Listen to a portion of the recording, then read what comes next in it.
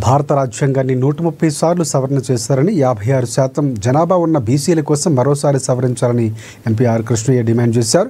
ఈ సందర్భంగా BC JAC coordinator Gujja సత్యం అధ్యక్షతన జరిగినటువంటి కాచిగూడలోని హోటల్లో బీసీ కుల ఉద్యోగ విద్యార్థి సంఘాలతో సమావేశాన్ని నిర్వహించారు.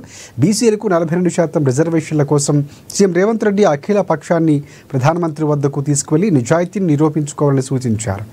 దేశంలో తెలంగాణ ఉద్యమం తర్వాత బీసీ ఉద్యమమే ఉవ్వెత్తున ఎగిసిందని పేర్కొన్నారు.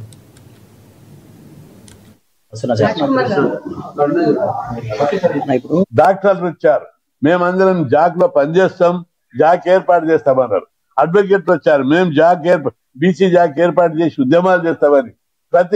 ఇంకా విచిత్రం ఏమిటిదంటే పారిశ్రామికవేత్తలు, వాణిజ్యవేత్తలు, రియల్ ఎస్టేట్ కూడా మాకు అన్యాయం జరుగుతుంది ఫీల్డ్ లోపల, మేము కూడా బీసీ జాక్ ఏర్పాటు చేసి ఉద్యమాలు చేస్తాము, ఈ ఉద్యమం పల్లెటూళ్ళలో వెళ్ళింది, ఇంటికి వెళ్ళింది, ఈ ఉద్యమాన్ని మేము ముందుకు తీసుకుపోతామని వాళ్ళందరూ, నేను అందరినీ వెల్కమ్ చేస్తున్నా.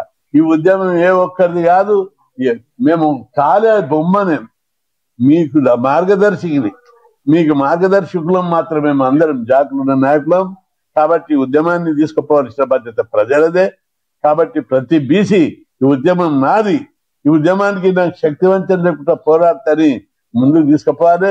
నియోజకవర్గ కేంద్రాల్లో రేపు అంతటా కూడా జాగ్ దీక్షలు జరుపుతుంది. మరి కాంగ్రెస్ ఇచ్చిన పార్టీ వాగ్దానాన్ని నెరవేర్చాల్సిన బాధ్యత కూడా కాంగ్రెస్ పార్టీ పైనే ఉంది. మరి అలాంటి కాంగ్రెస్ పార్టీ రకరకాల కారణాలతోటి, రకరకాల కోర్టు కేసులతోటి ఈ రోజు ఇక్కడ వరకు వచ్చి ఆగిపోయింది బీసీ బిల్. మరి ఇలాంటి పరిస్థితుల్లో మన ముందున్నవి రెండు మార్గాలు.